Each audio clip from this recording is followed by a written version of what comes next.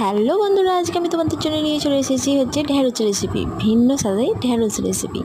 তো এইখানে হচ্ছে আমি পেঁয়াজ, রসুন, আদা কিচ্ছু ব্যবহার করিনি। তো পেঁয়াজ রসুন ছাড়াই হচ্ছে রেসিপিটা তৈরি করেছি। তো এখানে পোস্ত আর কালো সর্ষে আর দুটো কাঁচা লঙ্কা দিয়ে দিয়েছি। আর এখানে হচ্ছে জলের মধ্যে ঢ্যাঁড়সগুলোকে ভালো করে ধুয়ে নিচ্ছি। ঢ্যাঁড়সের সামনেটা আর পেছনটা হচ্ছে বাদ দিয়ে দিচ্ছি।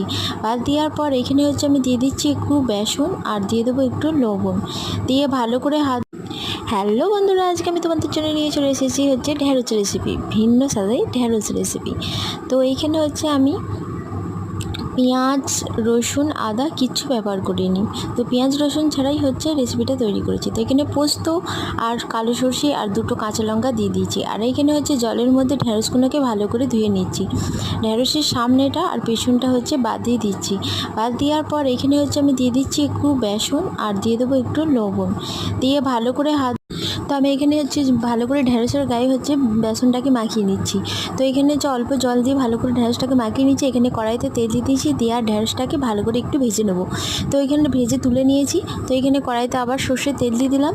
এবার সর্ষের তেল দিয়ে এখানে টমেটো কুচি দিয়ে দিয়েছি। আর এখানে পোস্ত আর হচ্ছে সর্ষের পেস্টটা হয়ে গেছে।